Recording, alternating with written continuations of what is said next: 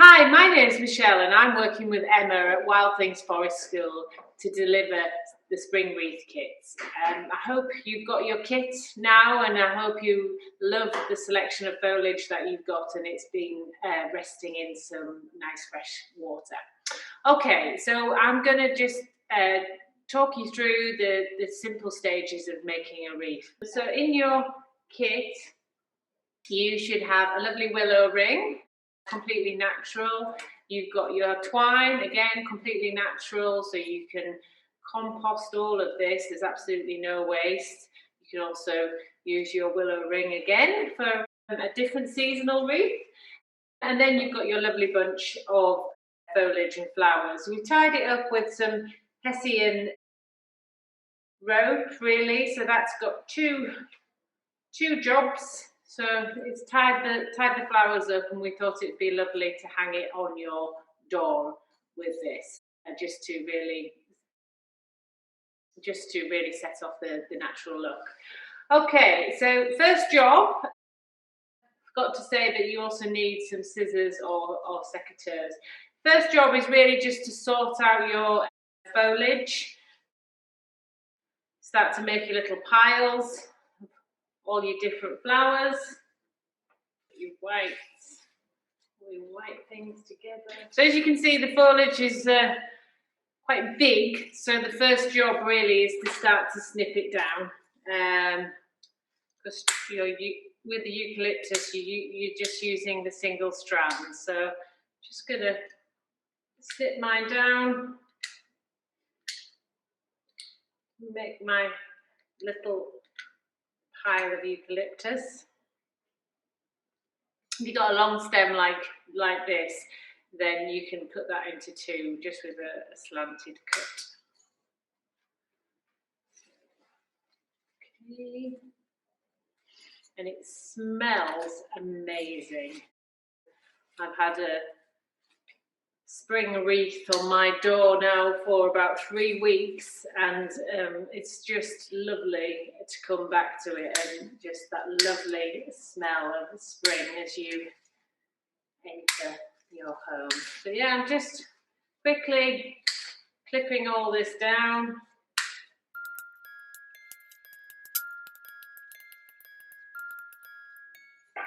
Right, so I think I'm ready to start.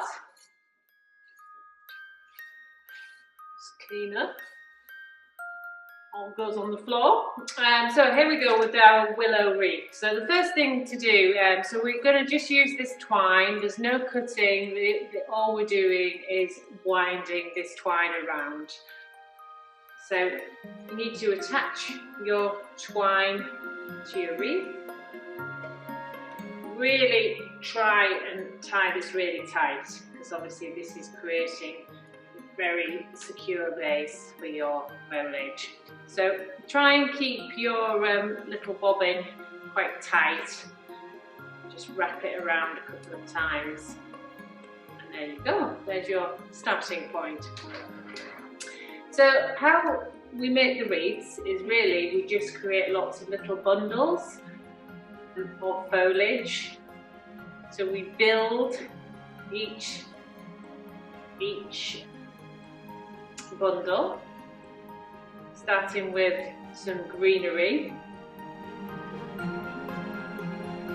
and then you start to add on a bit more of your colour. So you want it to work with different textures really, and different colours, just to create an interesting little bundle. So get some eucalyptus.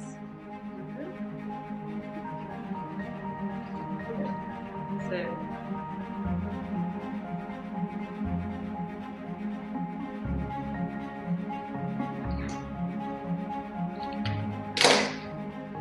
you want to try and keep all the ends tight together.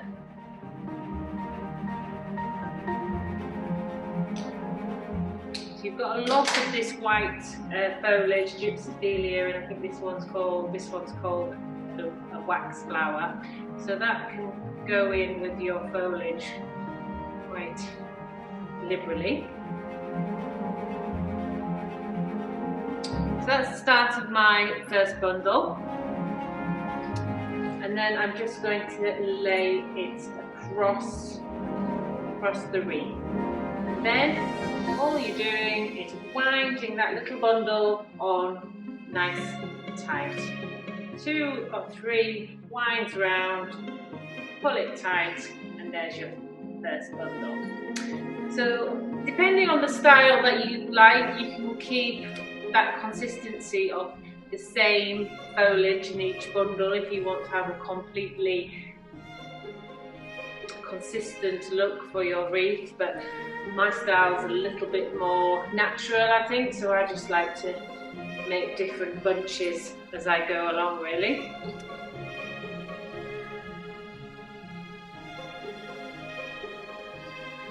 So again, just getting green foliage, a little bit of the white foliage, laying them on. And so the technique here is the first one you lay straight, and then to get this lovely round shape, the trick really is to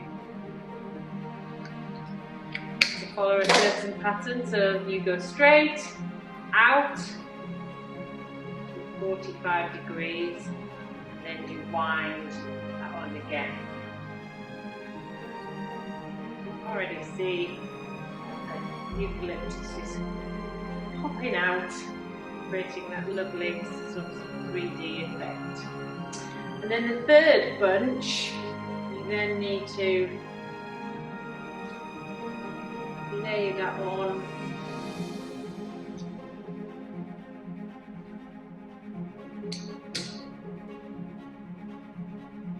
at a slight angle, 45-degree angle inside the wreath. So then you're getting foliage both sides of the wreath. There you go, and there's your starting point, and that's really what you do all the way around. So you go, a bunch straight on the wreath, a bunch 45 degrees to the outside of the wreath, and then the third bunch 45 degrees to the inside of the wreath. You just follow that pattern as you work around. And then once you've got a start, you can start to add in some of your colourful berries and flowers. These flowers do look a little bit droopy with the leaves, but you really only want it for the beautiful heads. And so strip all the leaves off here. So I might put one of those on next.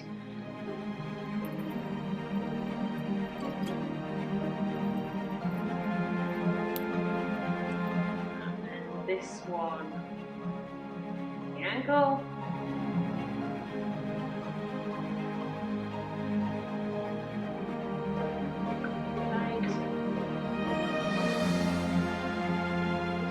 Pretty robust wreath, so you can, once you place just your foliage on, you can sort of tug it around a little bit just to get that perfect shape that you're looking for.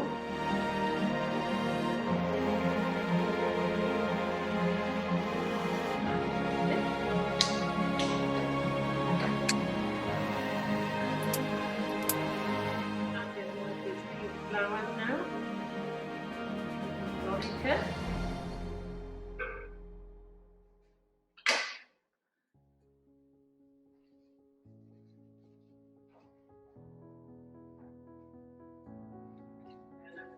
That one, 45 degrees.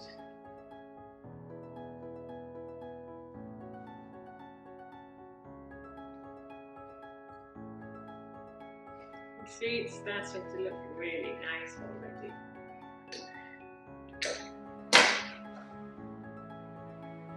When we did the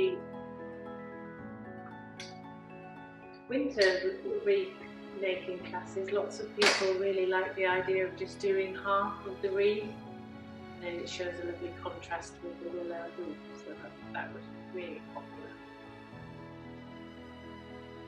And the great thing about creating the wreath with this method is if you don't like one of your combinations, you can literally just unwind the twine and then start again.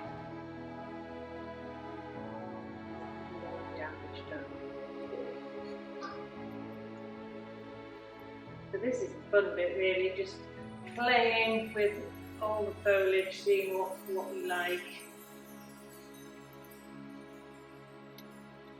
Yeah, nearly halfway there. The messy worker.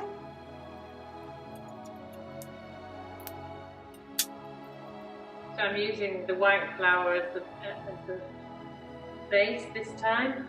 It's really versatile.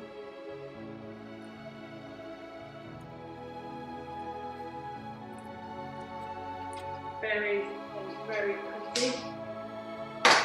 Had them on my wreath on the door for about 3 weeks now, and they're just starting to turn.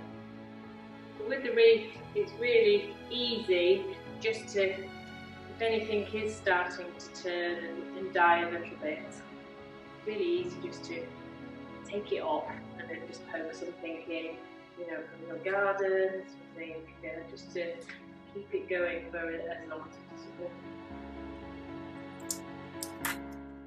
Actually, making a little pile here instead of just putting it all on the floor for change. I'm going to snip that down a little bit again. Go straight this time. I'm not really sure what this flower is called, but it's really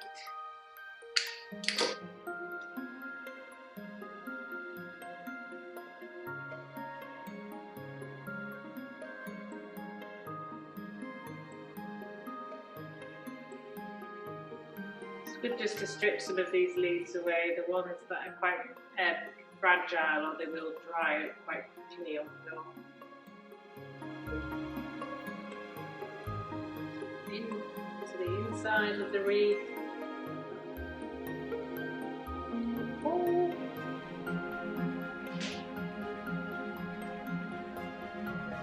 Straight. So as you can see, my method, there isn't a sort of consistent bundle. I just like to whichever I find together, really.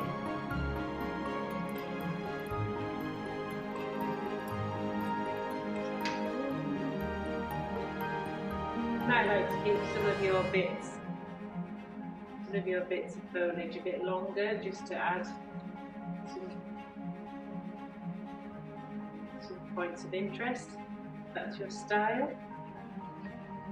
I'm not going to do that this time.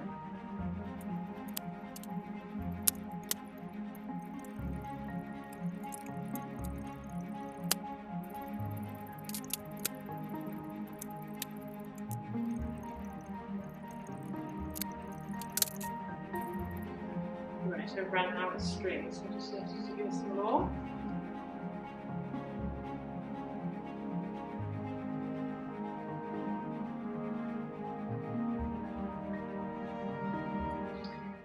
So you can see now you're nearly finished.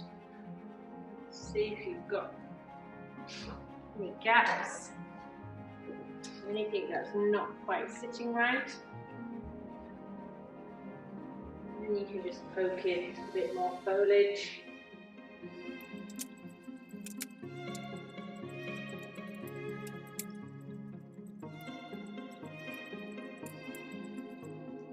So just the last bit really to talk about is the end. So all you need to do with the last bundle really is to poke it under. So you can see there that you can't see any of the drawings. So you get your go. Everything up that I have.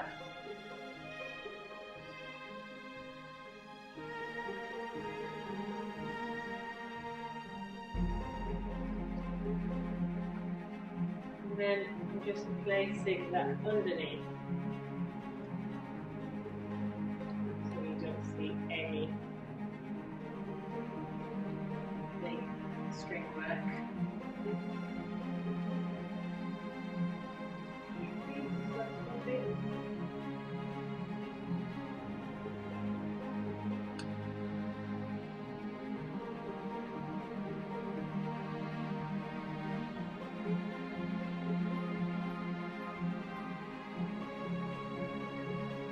Round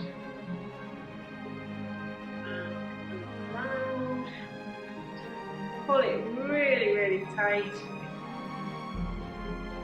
Cut your string off. Just cut it.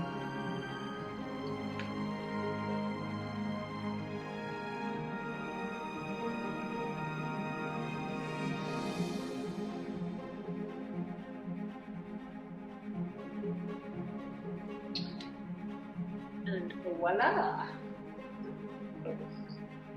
Take all this away.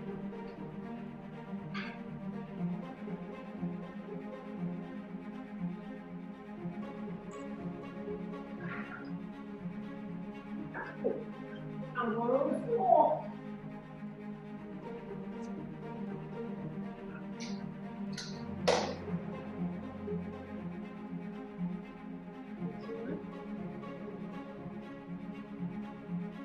So if you do have any other things that you want to add in to your wreath, anything from your own garden, or as I say, just to update it, you can really just sort of poke the stems into the foliage and it should stay there really well. So here we are finished. So the good thing to do now is just to really pick it up, make sure it's all really secure and nothing's going to drop off. And then I just like to really just check that there's no holes or things that don't look quite right. Right, see something there? Just poke in my last bit of foliage.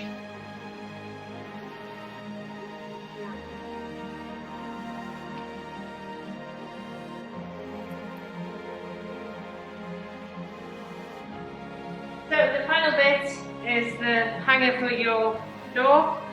So decide which way you want it. I'm going to have mine, I think, this way. And then just find a little space.